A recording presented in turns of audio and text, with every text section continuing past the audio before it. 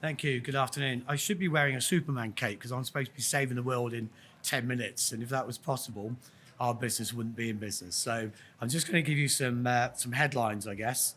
So a little bit of background about who we are, gives a bit of credibility and context. And then we're going to talk about keeping it real. I'll explain a little bit more of that in a minute.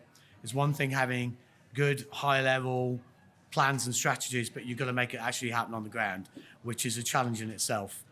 And for me, data is always the starting point. It's also the end point. Go into a little bit more about that. Projects, again, a lot of people focus on technical projects.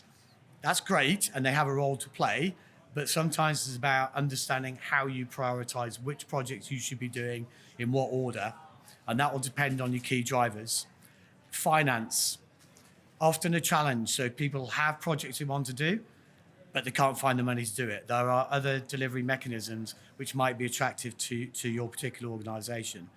And I could have bumped this one up much further up the pecking order in terms of stakeholders and engaging stakeholders. They are absolutely critical to any successful net zero plan.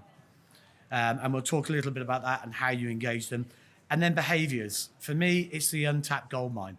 It really is. I mean, I think it was a Committee for Climate Change stated a couple of years ago when we announced our net zero target of 2050 that it could account for up to 50% of carbon reductions. And yeah, I've seen that with my own eyes. It's very much true, but very much undervalued as well. So a little bit about JRP without boring you to death. We're not new kids on the block. We've been around since 1999. We started off in energy management, working with companies like Rolls-Royce, Airbus, Vodafone, a lot of manufacturers and large commercial entities, and a whole myriad of smaller companies as well. So you'll recognise some of the brands there. We're supplier and technology agnostic, which I think is really important because it means we're not there to sell you anything except our services, of course, but we're not there to sell you kit, okay?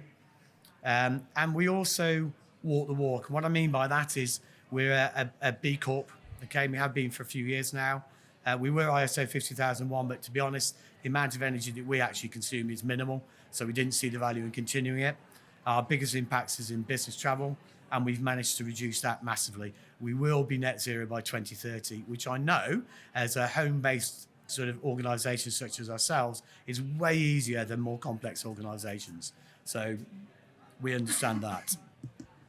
So starting off with keeping it real, making group strategies relevant to sites. I was talking to a friend and a client earlier on exactly this subject. Too many corporates, and if you think about some of the public sector entities, some of the NHS trusts, when the net zero law came about a few years ago, they announced very boldly, we're going to be net zero by 2030.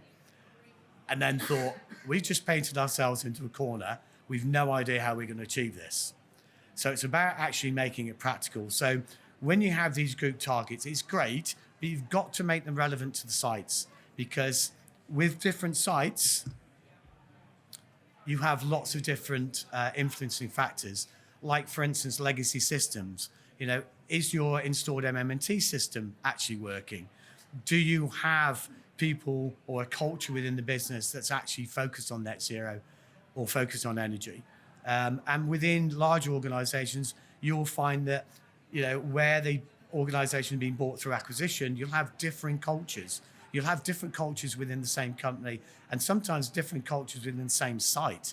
So it's understanding that and overcoming some of those challenges.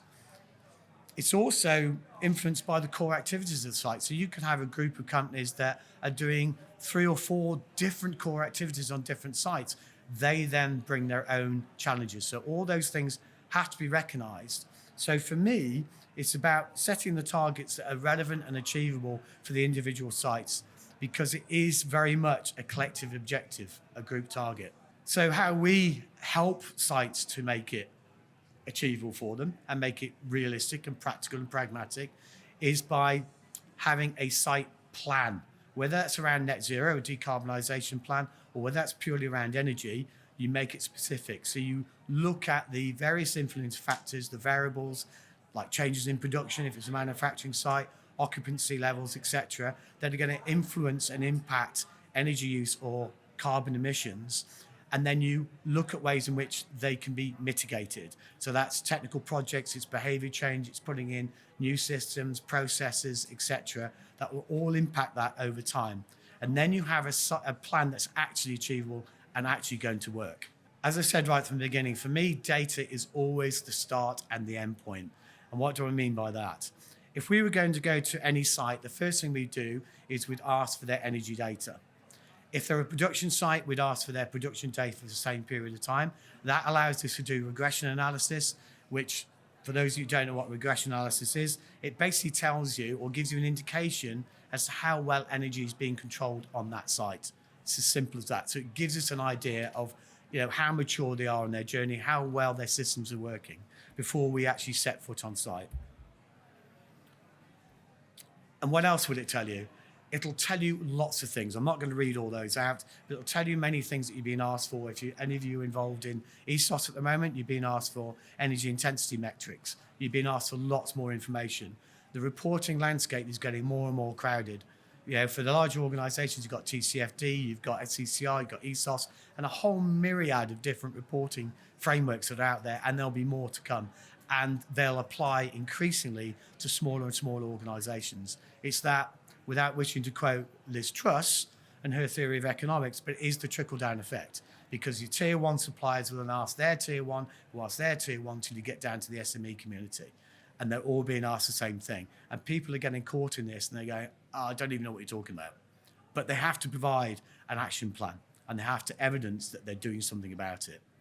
So for all those reasons, data is absolutely critical. And even if you think about it from an investment perspective, you need to validate the performance of any technology you put in place. You need to be able to tell your FD, your money was well spent, and by the way, I want some more money next year to repeat what we've done here. Okay, so data for me is the start and the end point. And believe it or not, we're now in phase 3 of ESOS phase 3, for those of you familiar. So this is the third time we've done it, and sometimes with the same clients. And still our biggest challenge is the quality of the data coming from the clients. It's quite incredible. So it's a big opportunity to get that right, and it needs to be right. As we talked about, with all the different frameworks that are out there, as I said, it's getting more and more crowded. Data is absolutely critical. So projects, the importance of prioritization. I'm sure everyone has projects, whether you're a sad person and lying in bed at night and going, we should do this, or you've got an energy audit or something that's identified the projects, or you've got suppliers knocking at your door saying, what you could do with is this big wind turbine or these ground source heat pumps or whatever it might be. How do you know which is the right project at the right time? That really depends on your key drivers for your organization. Because if it's carbon and you're under pressure to reduce carbon, then you're looking at it from a different perspective. If it's purely about costs, again, a different perspective. So it depends on your drivers, it depends on your stakeholders and the pressures that you're coming under. So some of the things you'll all have encountered, I'm sure, when it comes to, if you take a common technology like solar, one of the first things is your site or your building leased? And if so, is it a long-term lease? Then you need to engage your landlord, because you're going to be installing stuff on his roof, not yours. If it's bought, then it's a different opportunity altogether. But equally, in terms of paybacks, what's your organisation's acceptable payback? And what's your organisation's culture and view of third-party funding, whether it comes in the shape of a power purchase agreement, whether it comes in the shape of an EPC, energy performance contract, or whether it's third-party finance such as asset finance. So you need to establish those things to then help you to prioritise the projects. Okay, and there are tools out there, such as one that we've developed called Project Activator, which helps you to do exactly that. It also gives you automated reporting, so you can see the status of all projects across the company. And as I touched upon, it doesn't have to be your money, okay? That doesn't have to be a barrier to implementation of projects. So there are lots of different ways in which you can do this. We've helped a very well-known pizza manufacturer go down this route on 2 of their manufacturing sites in the UK. And we've helped others like AstraZeneca and Rolls-Royce, all sorts of different organisations, again, with different drivers to achieve what they needed to achieve because they couldn't do it using their own money or didn't want to. Stakeholders. Now, your stakeholder map will look different for every single organisation. So it's one thing to map it out, but it's the other thing to understand who your key stakeholders are and what their objectives and drivers are, both professional and personal, because whilst the two things are separate, they do impact one another. So it's really important to understand that, and then to create a plan that's actually going to meet those key stakeholders' requirements. And most importantly, communicate. One of the challenges I haven't put up here is education. Quite often, organisations reach out to us and say their biggest challenge is their senior management team doesn't understand what net zero is. They haven't got a clue.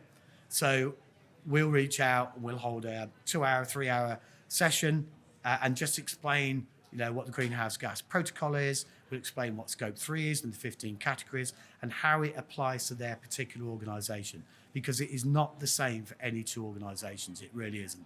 And therefore, your resultant net zero strategy and shorter term action plan will differ from organisation to organisation. So if anyone tells you, we've got a solution that will fit you, yeah, you've got to challenge the credibility of that. And as I said, behaviour change is absolutely key. And that goes from the boardroom to the shop floor, okay? I was always a bit of a cynic when it came to behaviour change. It was always seen as, a bit soft. You can't really define it. How do you prove it? We did a piece of work for a very well-known aircraft engine manufacturer in Bristol.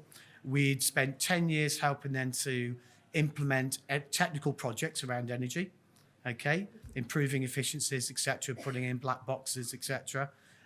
But even so, we did a behaviour change program at that same site, and within the first 12 months of that being in operation, we further reduced their energy by 7.43%. And in the second full 12 months, it went into double figures.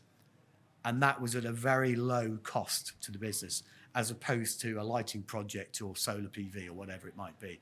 So behaviour change, if you can do it effectively, it's also very sustainable. If you change people's behaviours, they're changed forever. So don't overlook it. It's very much worth your time and trouble and effort, but you've got to do it properly. And again, that loops back to your key stakeholders. You need a key stakeholder to be a project champion for any behaviour change project.